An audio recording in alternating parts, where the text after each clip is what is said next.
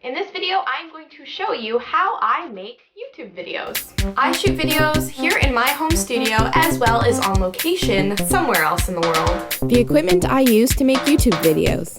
The Sony Nex 5R. The one I'm holding is the 5N and the one that I'm shooting with is the 5R. The difference between the two, the 5R is a little bit more advanced and the screen also flips all the way up so I can see myself if I'm doing a selfie style video.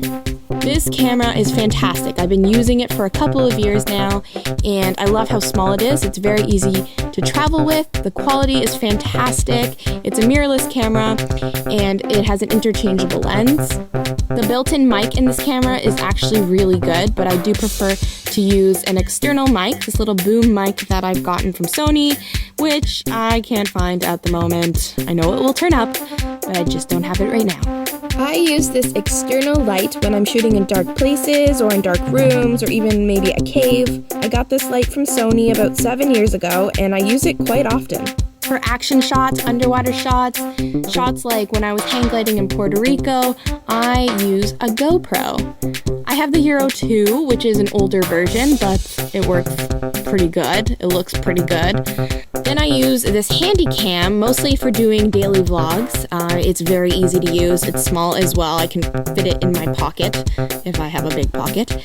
And I really think it's super cool because it has a projector that's built into it. So that has been a big fan with my friends. So if we're filming for the day and I want to show them a clip, I can project it on a building or whatever and we can watch it together. It's pretty cool.